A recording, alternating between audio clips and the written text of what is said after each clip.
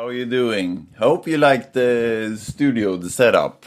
I just got done with everything here and it's a lot. Anyways, I hope you'll be following me in the future because there'll be a lot more talking about boxing coming weeks. We got the Olympics right now and we have a lot of things in boxing actually right now. We got the Olympics and there's a lot of good boxing and there's a lot of controversy. And then also we have Crawford and Madrimov coming up this weekend. It's a great fight card. Let me show you. Look at this fight card. By the way, you like the setup? Hope you guys like it. So, here's the fight card. I mean, Pitbull Cruz and Jose Valenzuela. That's a great fight. Andy Cruz and Gerald Miller. Really good fight. Martin Bakole, Jared Anderson. I mean, look at this. And maybe one of my absolute favorites today, David Morrell. I'm really looking forward to seeing him. And also his Cuban brother, Andy Cruz, who's used to be the best pound-for-pound amateur boxer in the world. So I'm really excited about that. And behind the mic, we got Sue, my cameraman. Say hi. Hi, everybody. Any questions, just write it in the chat room and we'll be answering soon. Beautiful voice. Yeah. So, anyways, let's start with the two Swedish boxers. Since I'm a Swede, we got to talk about the Swedish boxer. Nabil Ibrahim and Agnes Alexiusson. Unfortunately, they are both eliminated when I'm making this podcast. First out it was Agnes. Let me see. Here we got. She fought a Ecuadorian girl. Agnes was the better boxer. She just wasn't able to perform very well. And just like you see in that picture, she was walking straight back and getting tagged with unnecessary punches like that. Agnes was the better boxer. You can see her skills. Look at them move. I mean, you see her, Agnes in the blue.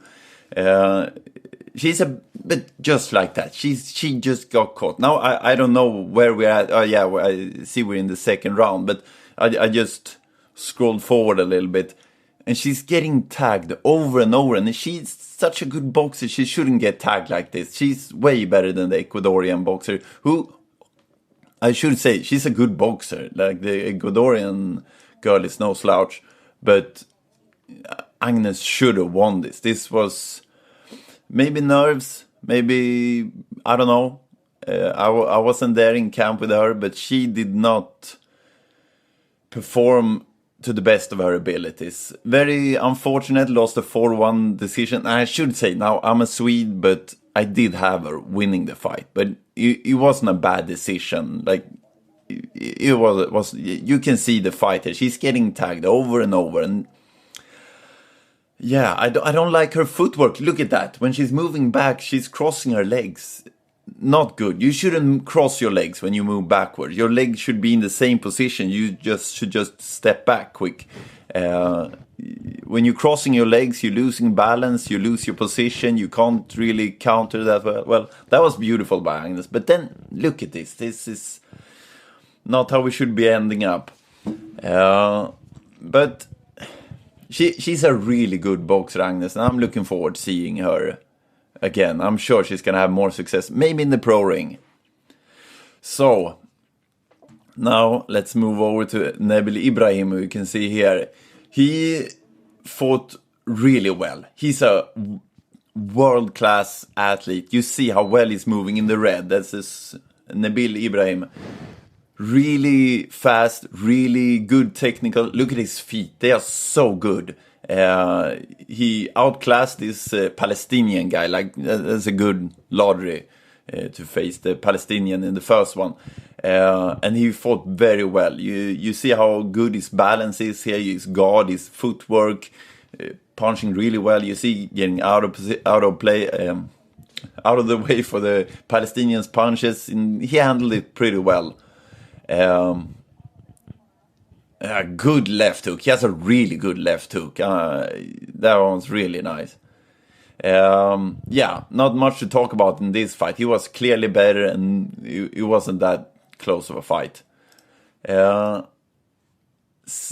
But then got a good lottery in the first one. But then he got to face, I think, current world champion from Uzbekistan. Uzbekistan, by the way, sorry for this little noise. My washing machine is going. So he got to fight the Uzbek, I think, current world champion, who's top class boxer. Here you can see Nabil in the blue and the Uzbek fighter in the red. This is very high level, and no shame in losing to that guy. I mean, that's top of the line. That's as good as it gets in the amateur world. That guy also has a clear. Oh, you look at those body shots from Nabil. Beautiful boxing. He made us. Oh, that's dirty. Yeah, he made us really proud to be to be a boxer from Sweden, because he's really performing well here. Great job by his trainers. I know he's training up in Uppsala, but he had Meseret in the corner, my good friend. And he's training with my good friends up in Uppsala. Great job. But the Uzbek turned out to be too good, too skilled, and especially too experienced. And that has a typical amateur style. It's not all styles that are well suited for 3-round fights. This is a style that's very good for a 3-round fight that the Uzbek has, where he's moving a lot and touching a lot, but he's not really doing all that much damage. When you turn pro, you got to do damage. You got to put yourself in respect. I'm not saying he won't do well in the professional league, but maybe he's gonna have some adjustments to make to become a good professional, because you can see his feet there, like they're completely out of position. He's just trying to touch Nabil there. Very experienced, but yeah.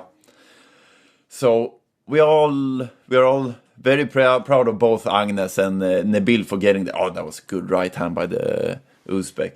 We were very proud of both of them. Nabil probably had the better tournament, but yeah, it's the Olympic boxing is really hard. So let's move over and watch. I was going through the schedule here, and there is one guy that I think really has stood out, and it's a Cuban in 63.5 kilo. His name is Erislandi Alvarez. Let me see if I can find him here. Women. Here we go. Yes, here he is. He fought John Ume. From Papua New Guinea. I don't really know how to say that in English. Papua New Guinea. Yes. Okay. Oh, sorry. He stopped him. Let us take a quick look here. Here we go. Here in the red. Look at this Cuban fighter. He is one of the first ones from this new generation of Cuban amateurs. Because look at that right hand. Oh, this is so good. The Cubans kind of changed their styles, because in 2016, when they changed the scoring system for the amateurs, when they moved over to the professional style, look at that, that's beautiful. They had to change the style of boxing, because the 2-minute round and scoring machine with the helmet, that didn't translate once they changed it to the current scoring system. So Cubans had to change their style, and there's not that many Cubans who are completely look at that right hand, that is so beautiful. Not that many Cubans are schooled in this new Cuban style out of the ones that are very successful. David Morrell, who's going to fight on the undercard on Crawford Madrimov event, he's probably the first one who turned pro with that style. And Alvarez here, he got exactly the same type of style. I mean, look at that. Look at here. He lands a punch, boom, boom, boom, boom, boom. He lands 3 punches within a second. Like, he's so good. I'm sure he's gonna have great success in the professional ring as well, because this guy is top. He's had some other fights where he's looked spectacular. I'm so excited to see him fight. Remember this guy, Erislande Alvarez. He's gonna be really successful, really entertaining style. I really like his boxing. So if we go through the schedule here, yeah, the Kazakh is top class boxer. Let us see here. 50 Roscoe Hill. I wasn't all that impressed with him. This Bulgarian dude, he was pretty good. I liked what I see. French guy.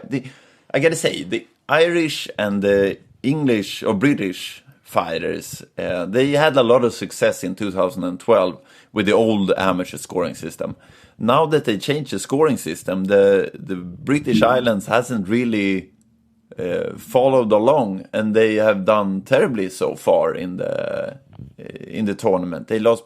I know the Brits, they have lost every fight so far. I think they're all eliminated, and the Irish hasn't done very, very well either. I actually don't know what this means. 4-0. They should be 5-0. Yeah. Cameraman, that makes a sound when you do that. And then we're moving over here to 92 kilogram. Uralbay, he has a twin brother, I think, fighting in 80 kilo. They are really good. Top level fighters, experience very well, very good. And this Spanish dude, he was also really good. I was very impressed by the Spanish team. They have a super heavyweight also that's really good. The women, I don't have time and energy for all of that. This is Nabil Ibrahim. He won that one. This Jordanian guy, I really liked him. Really aggressive, 3-2 decision, but good fight. He was very aggressive. I think he's been eliminated now, but top. Like that guy, he's fun to watch. And then we had this guy from Belgium who fought this guy from Samoa, I think it is.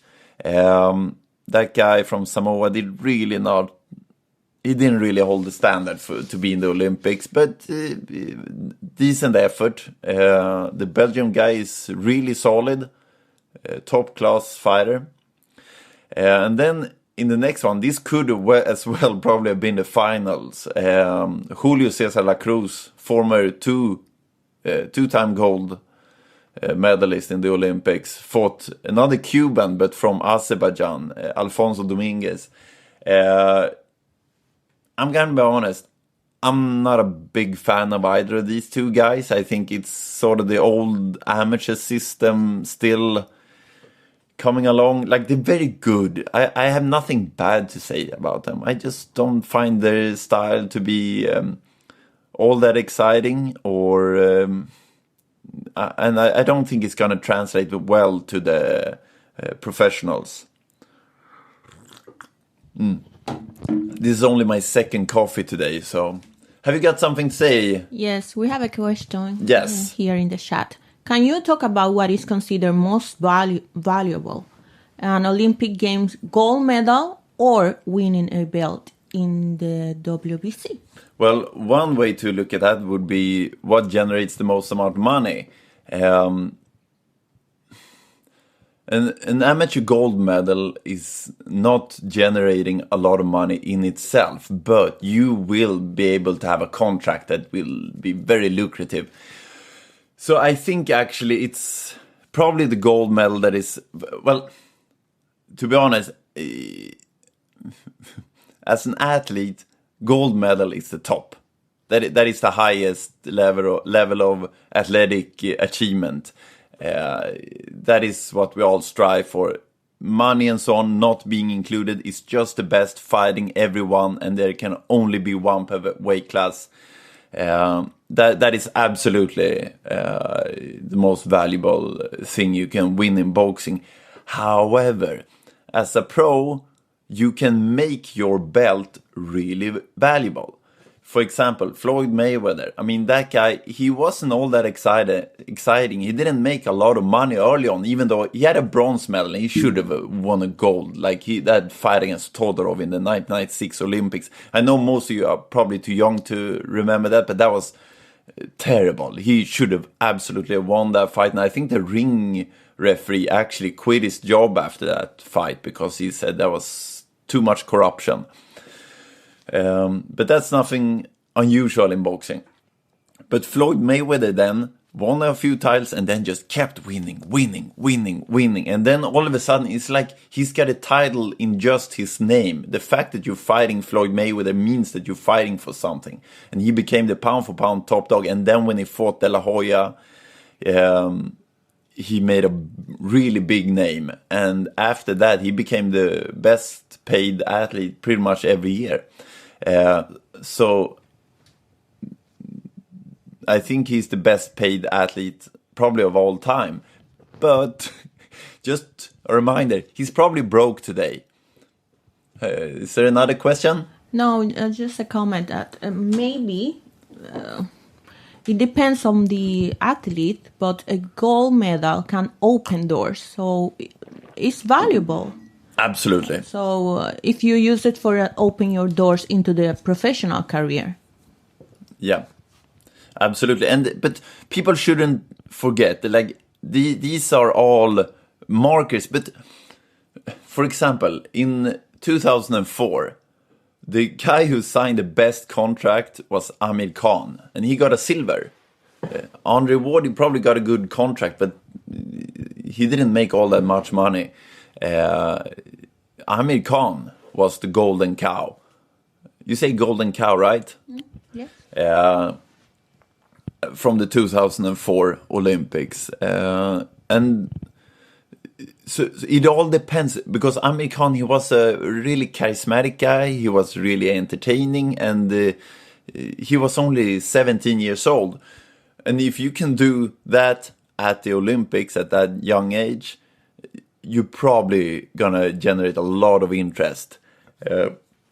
Looking back at his career, he probably should have stayed pro until 2008, because he didn't do very well in the professionals. Like, he had some good fights and he had some good victories and made probably a lot of money, but he did come from the old amateur scoring system that didn't translate almost at all. If you look at all the Olympic gold medal winners from 1992 to 96, 2000, 2004, 2008, 2012, very few of them actually had exceptional professional careers. Well, if you look at in 1988, I mean, the guys who came out of the Olympics that year was just insane. I mean, you got Riddick Bowe, Lennox Lewis, Roy Jones, Ray Mercer, Carbajal, pretty much every weight class. You had so many really, really good boxers coming out of that Olympics. And from Sweden, we had two medalists in George Scott, or George Kramme as he was called at the time, and I'm sorry, I've taken a lot of punches to the head, so it's kind of hard for me to Lasse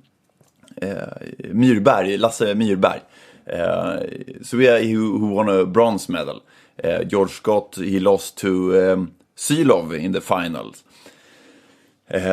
So yeah, the professional game today, I think, will generate a lot of good fighters, but the amateur games of the past 30 years has not been the case, even though we've had a lot of good Olympic fighters turning pro. But for example, Miguel Cotto lost to Mohamed Abdullayev in the first fight in the 2004 Olympics. Then they switched over, and by the way, I should mention Miguel Cotto is a Puerto Rican fighter, just like my cameraman over here. So Miguel Cotto, he in Puerto Rico, professional boxing is the big thing, and Miguel Cotto, when he came from the Olympics, people were like, maybe he wasn't all the things that we thought he would be. But he was really good in the professionals, and when he fought Abdullayev as a professional, he stopped him getting his rematch or revenge. So yeah, the old amateur scoring system, I'm really happy it's out of the way, and now we can get new Cubans like Erislandi Alvarez, who I'm really excited about.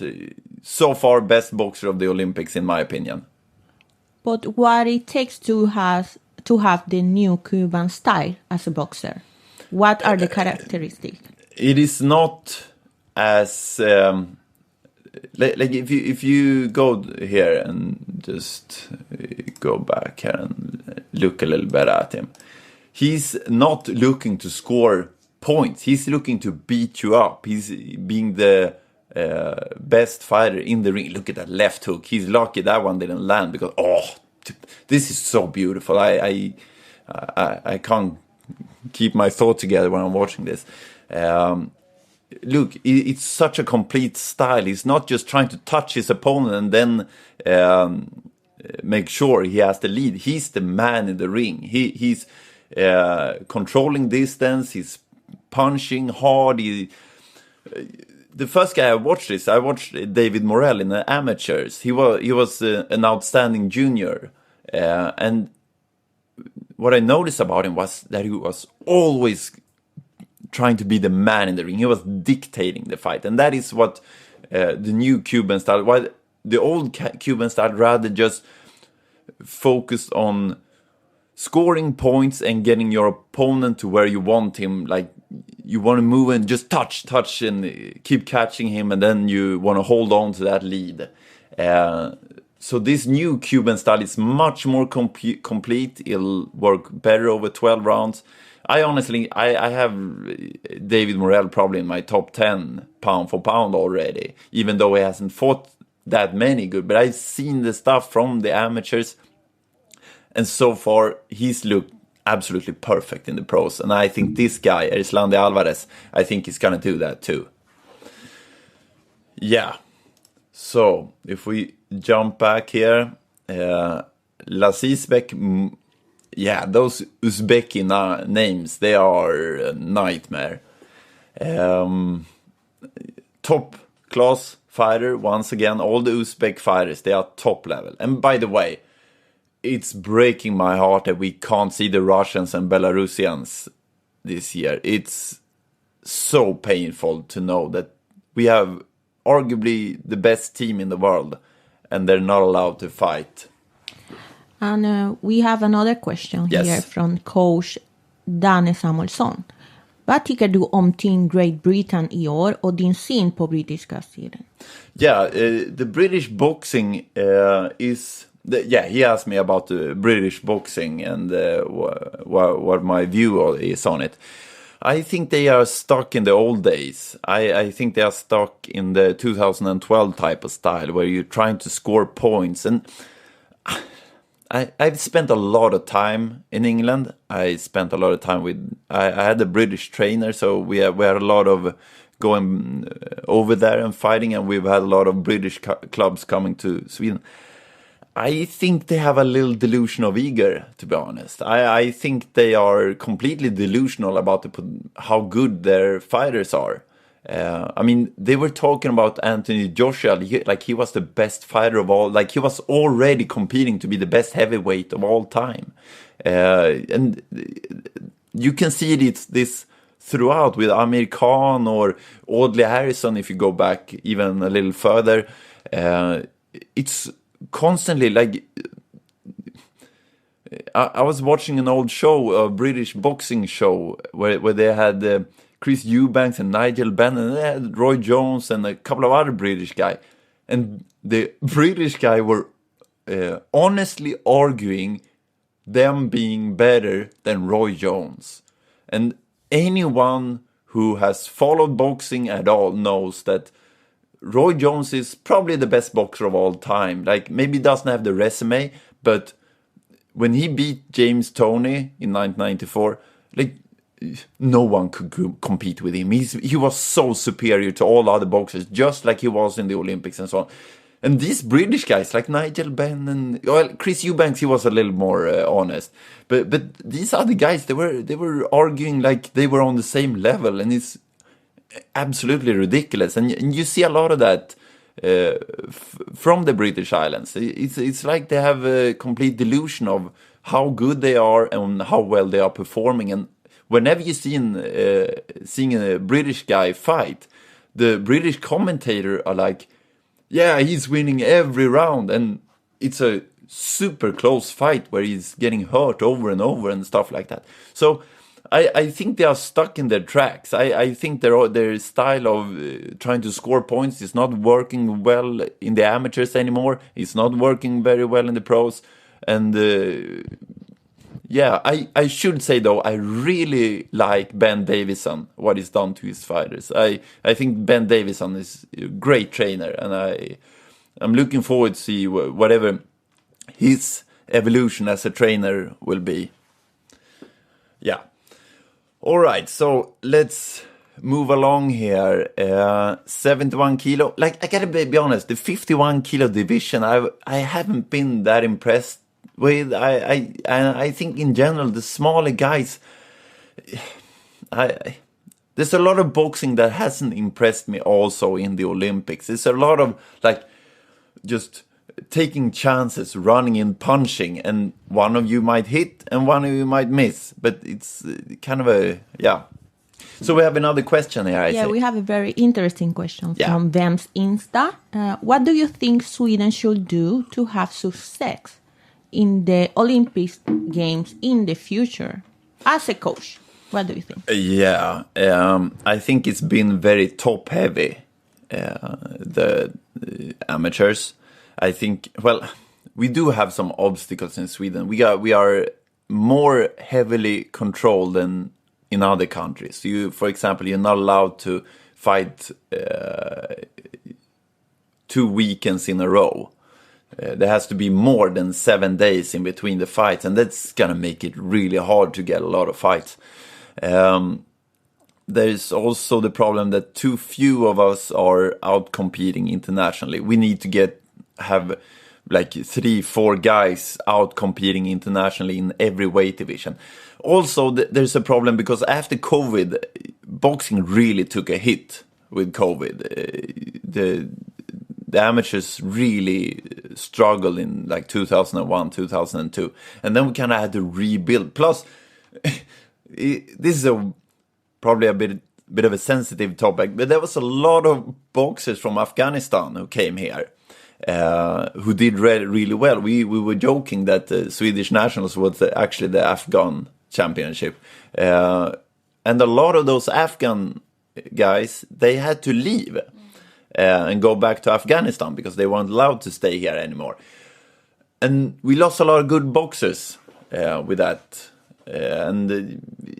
I think also a lot of them just stopped caring. They just wanted to get a job, to get a place in our society. I gotta say, I love the Afghan community. I train 2 or 3 guys from Afghanistan, and it's great. These guys, they are very disciplined, they are very humble, they are very nice, they are very...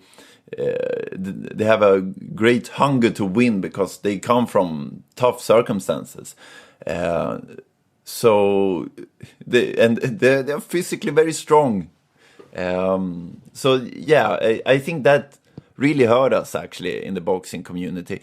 But I definitely think that we need to get more boxers. Like, I understand that they really made it top heavy now because of the Olympics, but we need more guys out competing internationally, and we need to be able to have more fights, and there need to be more tournaments, then more competitions, more fights. It's really hard to, like, if you're gonna compete internationally, you gotta go up to like 100 fights and be very active.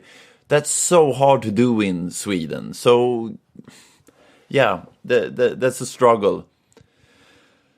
Yeah. So if we continue to go, this guy. Oh no, actually I'm mistaken. It's another Georgian guy that I want to see. This Tajiki guy, he solid guy. This Irish guy, he won. If I'm not mistaken, I think I had the other guy winning, but yeah, it was a close fight. I might be mistaking myself. I've taken a lot of punches to the head. So if we continue, men 63.5. This guy, I really like this Canadian, Wyatt Sanford. Really aggressive, really calm. He has a style to really do well in the pros. And this Bulgarian guy, he's really good. He won the first fight. I think that's the guy I'm talking about. Anyways, this Wyatt Sanford, he's gonna make some noise. That's a top guy. He doesn't look like a fighter. He looks like he works at my job, working for the Swedish government in analytics. That's how he looks, but he's a really tough guy, really skilled guy, really aggressive guy. So I really liked him. This Mexican guy, so far there's another Mexican guy that I really like, but this Mexican, I thought he boxed just like the old amateur system. Not very impressed. This Hungarian guy, I watched him, solid fight, but yeah, I'm not really gonna remember it. This American guy, I gotta be honest, just like the British guys, the Americans, I am not very impressed with them. I think they are very athletic and tough, but they're not very methodical and technical, and there's just something lacking. I haven't seen so far. I haven't watched all the fights, but I haven't been very impressed with the Americans. I think also they have a terrible looking outfit. Yeah, it's pink. It's very strange. Pink is beautiful, but it's a little bit loud. Yes. Boxing should be red and blue, not more complicated than that. This Italian guy, solid guy, good boxer. He won fair and square. This, I think, my memory is failing me once again. This, I know the Abdullayev guy. He's a good guy, but don't really remember how the German look. Now let's see. Here we go once again. Yeah, that he.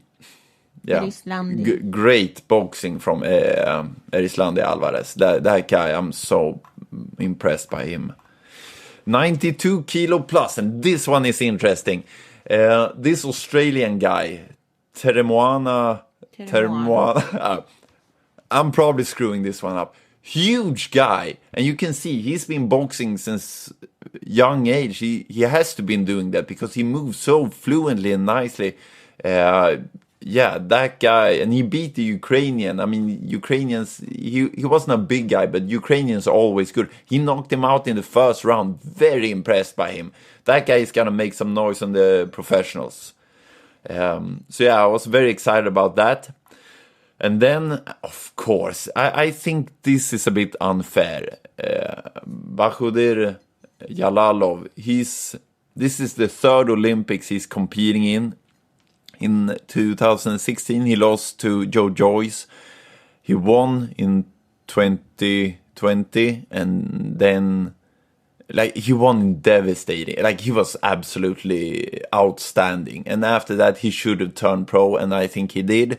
But he also competes now in the Olympics, and this is not fair. That Norwegian guy, he was good. He did very well, but he didn't stand a chance. This Yalalov, he's huge. I'm gonna be honest, against any heavyweight in the world today, in the professionals, I would put my money on Yalalov. He is that good. He's probably gonna dominate the heavyweight division for the coming years.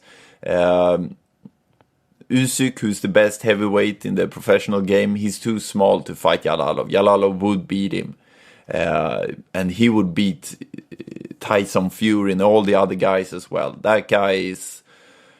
Yeah, I was watching this with my friend, and we were like, that's the absolute last guy I would ever want to fight. Because he's so skilled, he's so fast, he punches so hard. In the World Championships, he fought Richard Torres, who won the Olympic silver in 2020. And he flattened him completely. Like, that guy is so good, and I think it's unfair. He's probably going to win the Olympics.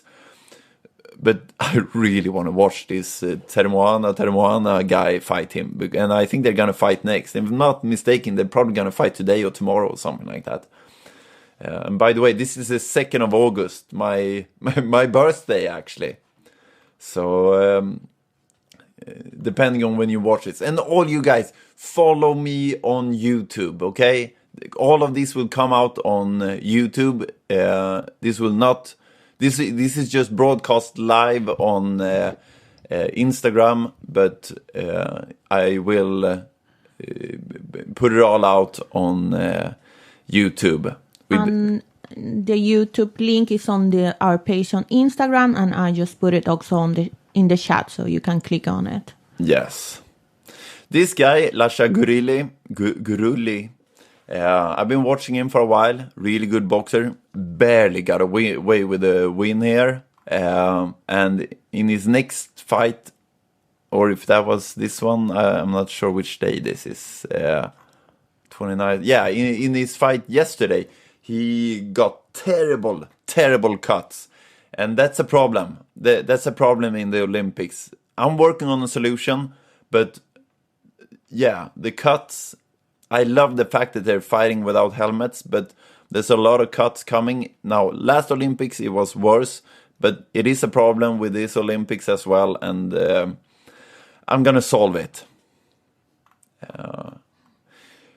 Yeah, this name, I'm not going to... yeah. I think you should try. Mohammed Sabir Basarbay Ulu Makab... Mohammed Sabir. Yeah, I failed. Yeah, he won. I'm going to be honest, I can't remember that fight. I've been watching so much boxing for the last couple of days. 92 kilo plus. Yeah, these are... I don't really remember this fight. If I'm not... I can't remember this one. I actually thought the Brazilian won. British guy, heavyweight, got eliminated. Not so sure that was fair. But Armenian, really good and wasn't crazy. Yeah, and this Spanish guy, I really like this Spanish guy. Super heavyweight, really fast. He fought top level Kazakh fighter. And doing really well. This guy is gonna be... I'm very impressed with this Spanish team in general. I think they're performing very well, especially the heavy guys. Yeah, Roscoe Hill. I was never very impressed with him, and then he lost. But again, these 51 kilo guys, I haven't been very impressed with anyone so far. Then we move up to 80 kilo. Yeah, there was none of these that I really put on my memory. Here we go again. This guy. First of all, I want to give a little shout out to Santiago Neva, who is the Australian coach. He's from Sweden. He's a friend of mine. I got to know him in 2002.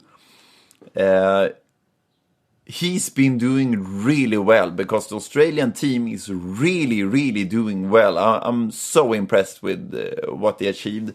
And this guy, Callum Peters, damn, that guy is good.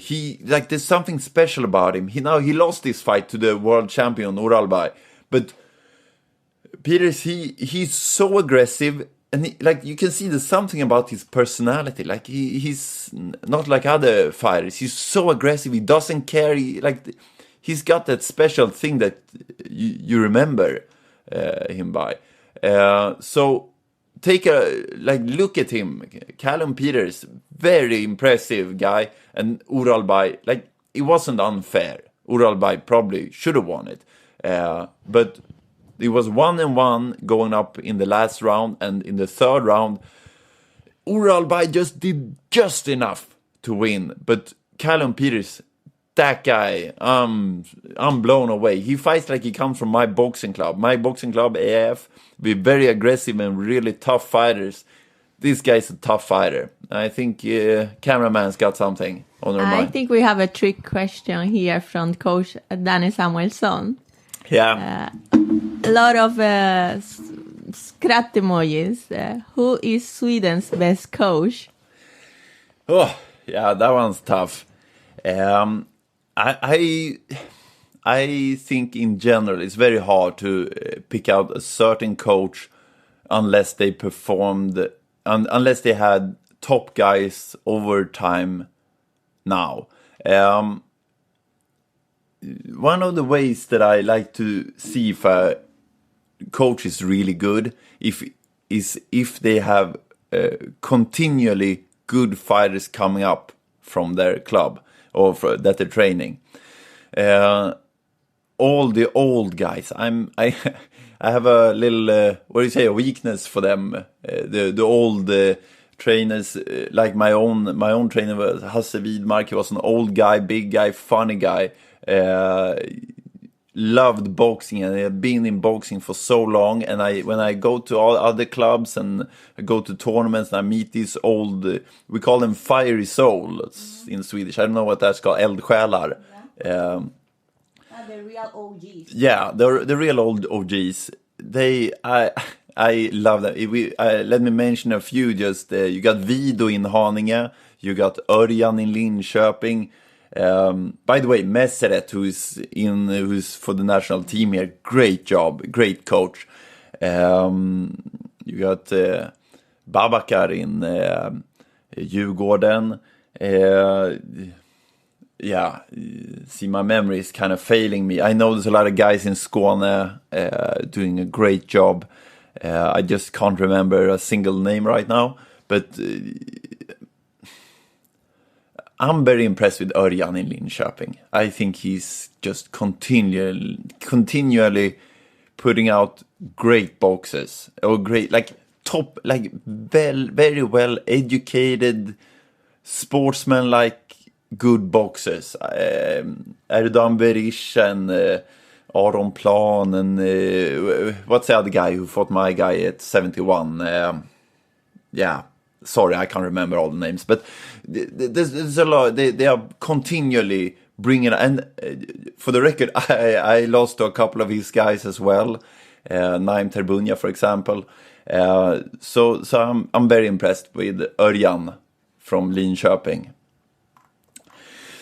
Yes, and there's a certain Samuelsson that I'm also very impressed with his work and his ethic. So, yeah, also great questions. Now, this is where I love it. Men's 80 kilogram. That's usually, I think, the best division. It's so much fun. They punch like heavyweights. It's high tempo. And this guy, Alexander Kushniak, I mean, he lost the last Olympic gold medal with 30 seconds left. He was ahead by far on points. And he's just so aggressive. He's like he reminds me almost of Vasily Shirov, the old Kazakh fighter in cruiserweight who won the Olympic gold in 1996, who was super duper aggressive. And Kushniak, like there's something off in his head or something. He's so aggressive. It's almost hard to believe how aggressive he is. He's just constantly walking forward, punching, like running. I do see a lot of openings and so on, but his opponents really can't take advantage of them. I think he's going to have it really tough. He's usually used to fighting at 75. Now he's fighting at 80 kilos. That's really hurt for him to move up, and a lot of other fighters as well.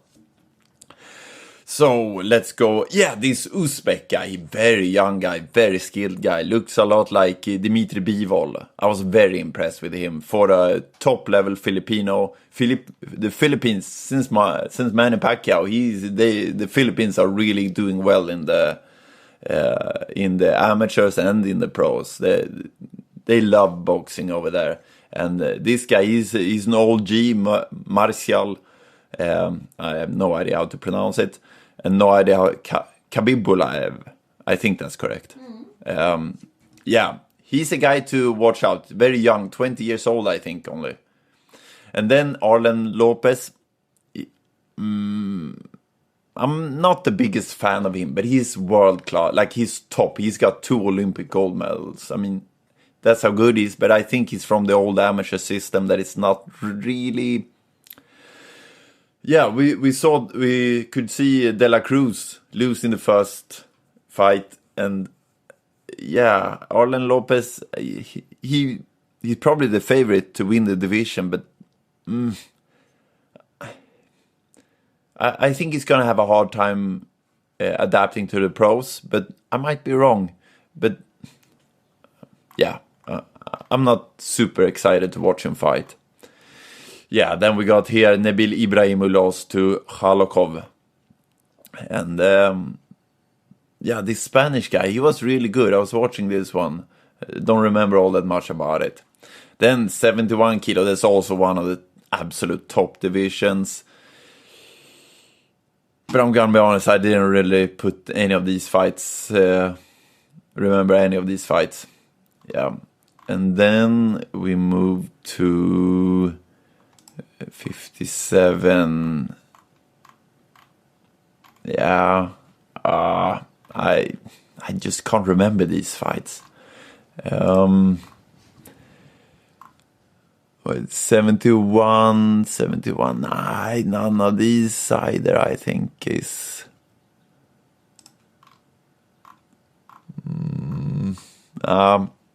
I don't know. Yeah, he's a British guy. If he's still in the tournament, and I think he's the last one. Yeah, this Mexican guy, really good boxer. This Mozambiquer, he was really good, but this Mexican, he's a guy to watch out for. He's really good. And we move. Yeah, Wyatt Sanford, really good boxer. Really looking forward to watching. These two guys, they look like they were brothers. They had exactly the same skin tone, the same build. It's they really look like brothers. What? Facial features. Yeah, their facial features. Like, if you knew one of them, it would be almost impossible to know which one it is unless you could really get a good glimpse of their face. They looked a lot like each other. Really good fight, but the Spanish guy was a little bit better. So, yeah, Alfonso, he won that one. I wasn't all that impressed. I thought maybe Oralby could have gotten it. 3-2, close fight.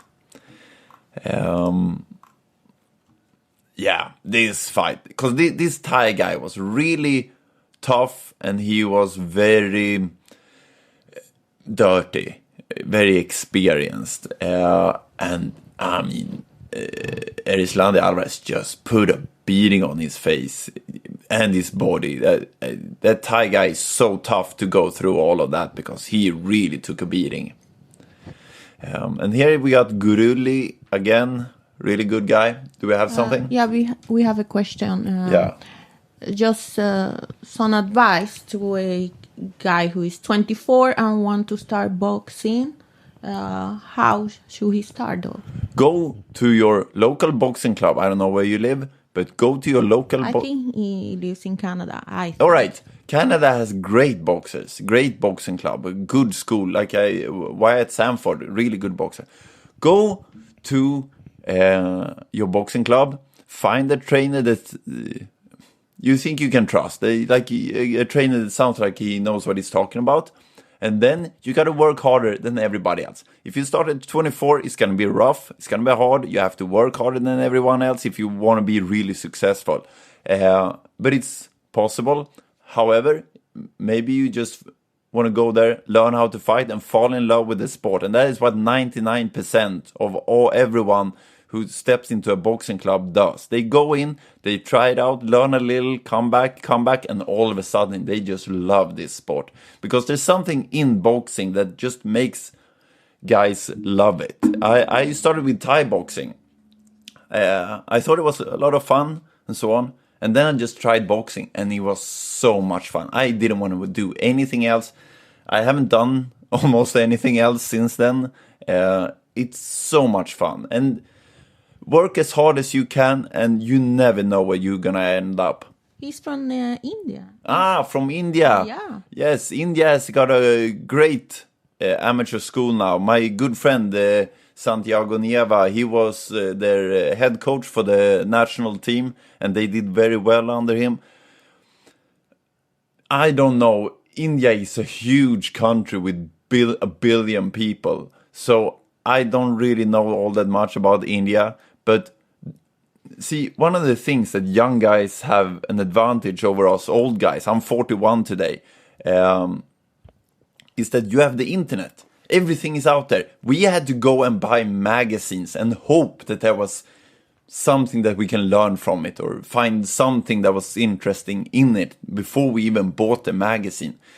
You guys, you can just go out, scroll the internet, and find instructionals. You can find coaches. You can buy stuff. Like, you have the whole world at your hands. If you're watching this, that means you have the whole world in your hand. You can find everything you need to become a good boxer through your cell phone.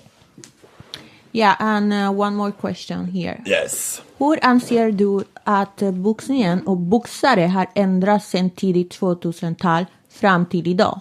Yeah, Han själv tycker att boxningen och inställningen till träning var tuffare och hårdare då. In Sweden, this is a bit strange, because in Sweden we have very, like, our old amateur school. First of all, professional boxing was banned when I was a boxer, so we couldn't turn pro. But the amateurs in the old days, they were really, really tough.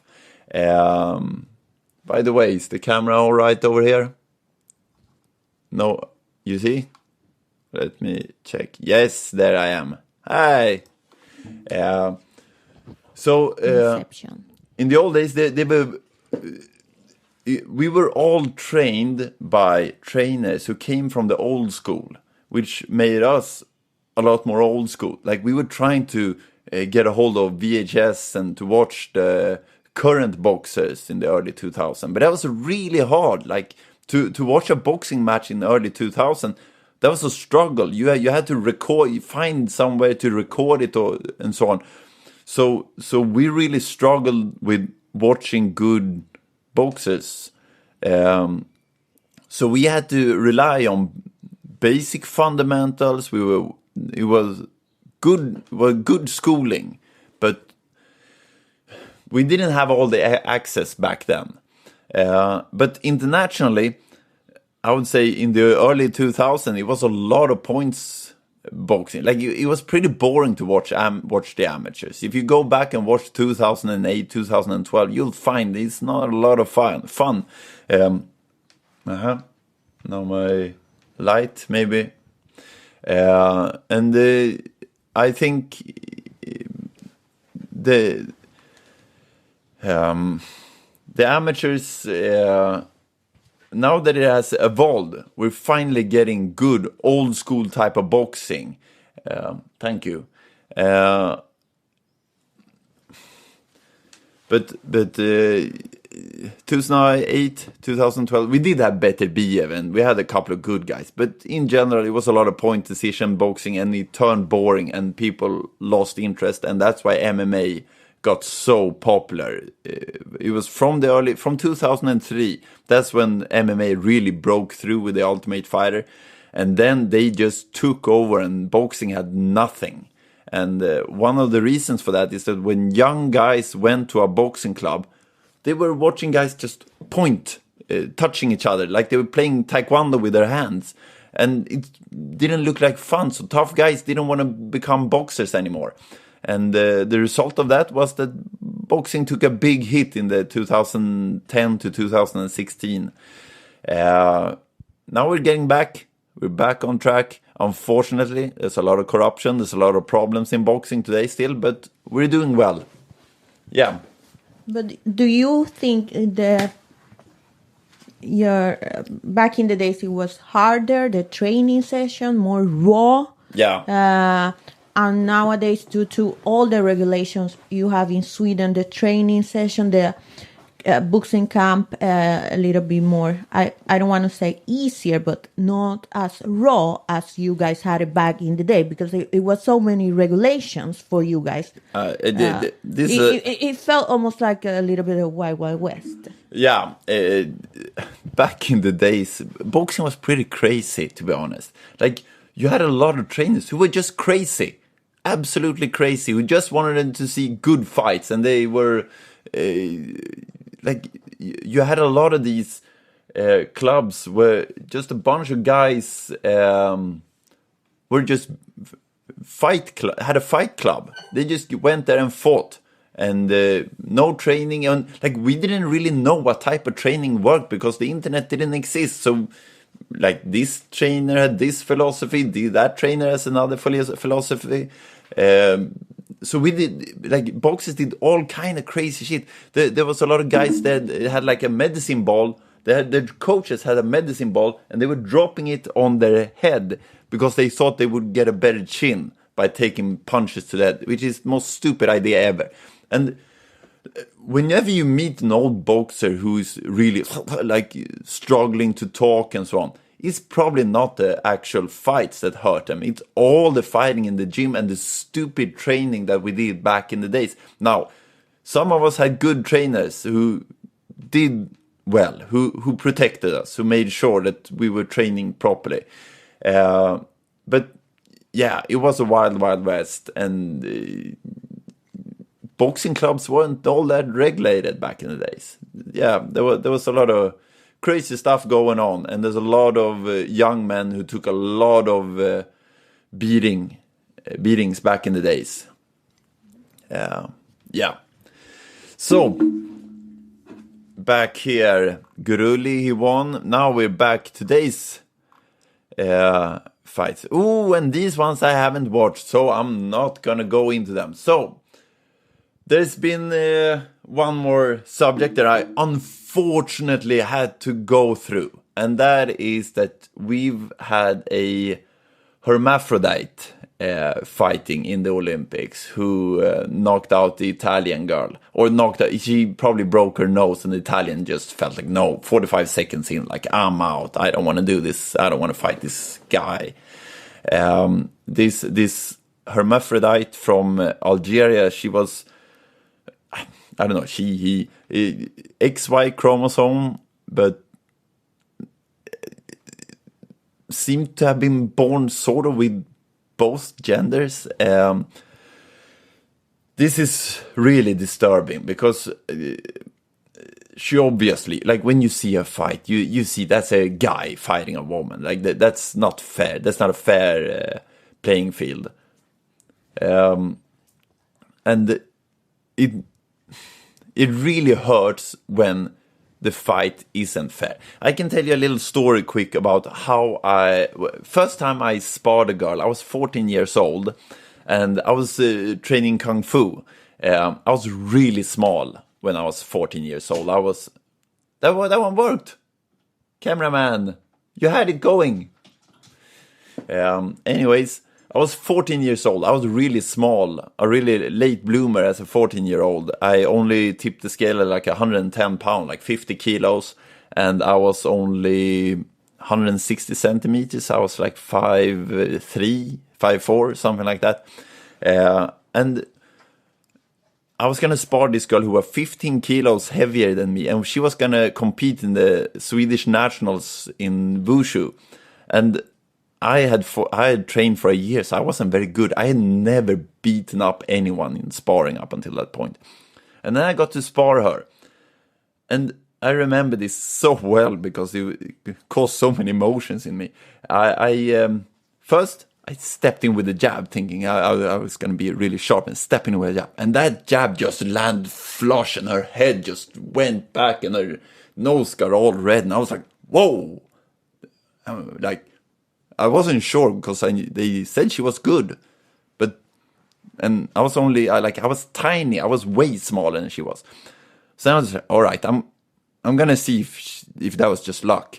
So I stepped in with another punch, and it just landed the same time. And I was, I got this bad feeling in my body. Just, I don't want to do this.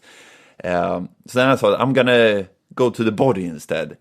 And when she was very aggressive, she came forward. So I kicked her in the stomach, and she made this noise like, And my heart, after that, I couldn't continue. Like, after that, all right, you punch me. I don't want to do this. Because I wasn't good enough to control her. But every punch I threw just landed with the maximum amount of force. And that's what it's like when you're fighting a woman. And throughout my years, I'm training 2 girls currently. And I've been training with girls, and I've been training girls. And whenever, and most guys sparring girls, they go through the same kind of emotions that I'm describing to you here. And every now and then there's a guy who spars a girl, and when they realize that they can control her and like hurt her, they eyes go big, and they're like, I want to do this. Like they get all this confidence and just moving around the ring, doing cool stuff and punching her. And every one of them that I've seen, well, I know 2 of them have been convicted, of bad stuff. These are not good people. Whenever you have an advantage in a fight and you're like taking advantage of that, not a good person. So I'm very disturbed by seeing this person with a masculine kind of strength beating up women. Like, it hurts to the core. I don't know what the solution is. Anyone who sees this knows that this is wrong. And I don't want to watch any more of that. I hope we don't have to watch any more of that. I hope they find a solution. I don't know what the solution is, but that's not what's going on in the Olympics today is not the solution.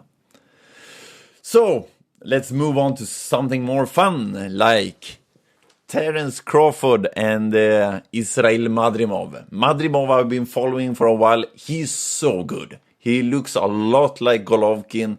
Very good timing, very heavy-handed, very strong, good fundamentals. Everything is solid. I think he's the best junior middleweight in the world today. Terence Crawford, I think, is not just the best boxer today. I think he's probably the best boxer ever. I don't think there's a boxer in history who would beat him. The only guy I could see beating him is a prime Manny Pacquiao. But I don't really see that either. One thing that Sean Porter said that was really smart when he was talking about his fight with Terence was that throughout the fight, Porter was able to dictate less and less, and towards the end he couldn't dictate anything. He was just constantly falling into whatever Crawford wanted to do, and that's pretty much what happens in every Crawford fight. And he's my pound for pound top guy. I think he's so skilled. He fights just perfectly. He's looked sensational in 40 fights. No one has done that, and at least not against the elite. He's fought 2 Olympic gold medalists, 1 silver medalist. He's fought so many world champions, and he's just looked absolutely sensational. He's so good. I don't know where the ceiling is for this guy. I think he's gonna, if he fights Canelo, I think he's going to absolutely destroy Canelo. He's going to embarrass him. No, and there's just talk, thanks to our friend Turkey, that maybe Crawford will challenge or meet Canelo next year. Yeah. So you think Crawford is going to destroy Canelo, more or less? I think this is a tougher fight for him. Okay. Madrimov is really good. I think Madrimov would beat Canelo as well. Okay. I don't think Canelo belongs in the top 10 pound for pound anymore. To be honest, I never thought he did. But I think he's slipping. I think after the first Golovkin fight, he ate some Mexican horse meat with clenbuterol that absolutely changed his body physique. And now he has too much muscles. At super middleweight, he doesn't have the frame of a super middleweight.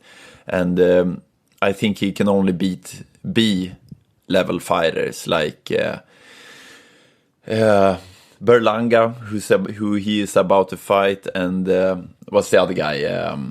The Mexican guy who he just beat. Anyways, that's the level of fighters that he can beat. I don't think he would stand a chance against this guy, for example, David Morrell. Yeah, so Madrimov, top guy. I can't say anything bad about him. I don't see any weaknesses. If there's something, I actually think he's gotten worse. I think the American style of training, I think he's doing a lot of sloppy, non-conventional moves. But if you look at his early days as a professional, he was very fundamentally rooted. I think he should go back to that. I hope he does that, because we will get a better fight if he does. And I think he's launching himself a little too much. So if we go down the fight card, Pitbull Cruz against Jose Valenzuela. Really good fight.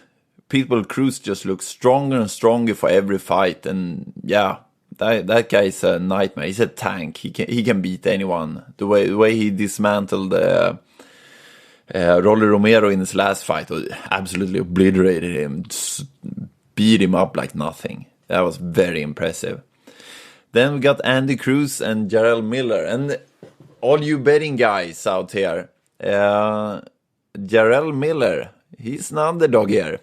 I think Andy Cruz is not taking care of himself. I don't think he's very serious. I don't think he's very mature. He's a very skilled boxer, but you need to work hard. And I'm very skeptical when I look at him that he's working hard.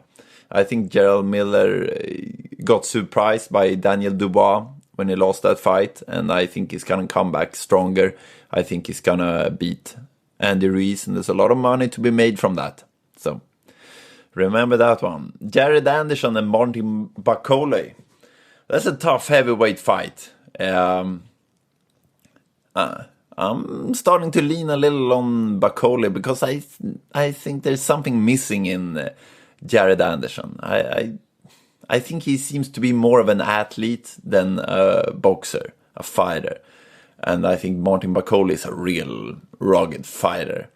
So I'm leaning towards Bakole. Then we have David Morrell and Radivoje Kalajic.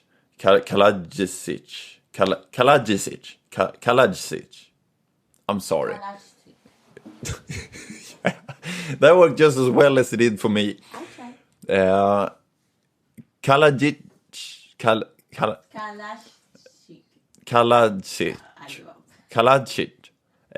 He's a really good boxer. Really, really good. I think, if I'm not mistaken, he beat up Sullivan Barrera completely in their fight and knocked him out with like 10 seconds left.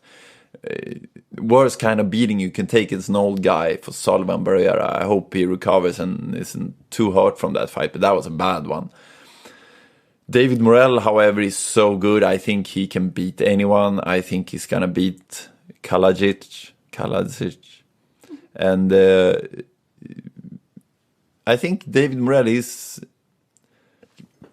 Cuban name is something, Ulysses or something like that. But yeah, I'm really excited to watch him. And then we have his Cuban brother, Andy Cruz, who is used to be the best amateur in all of the amateur games. The pound-for-pound top guy in the amateurs. And he's looking sensational as a professional. I'm really glad he turned pro and didn't go to the Olympics, because that means we got Erislandy Alvarez, who took that spot. Yeah, really excited for this fight. So really looking forward to this fight card. This is going to be great. I'm really thankful to Turki Al-Sheikh. So let's see here my Twitter feed. What's happening? See if we can get anything fun. There's just a bunch of these. Yeah, that was the hermaphrodite. And yeah, see if I'm following pretty much only boxing accounts, but Twitter is full of murders and crazy stuff. All right, here we have more people talking about the Olympic controversy. Yeah, my Twitter is full of that one. Here we go. Here's a fun fight. Vitaly Klitschko. Vitaly Klitschko is probably the most underrated heavyweight of all time.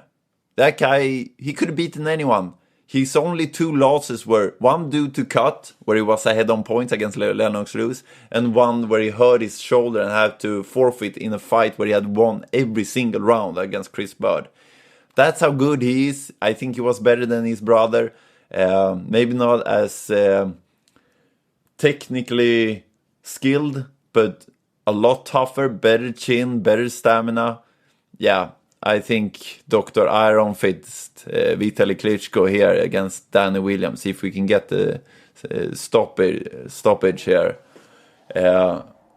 This guy, look at that right hand. That's beautiful, beautiful work from Klitschko.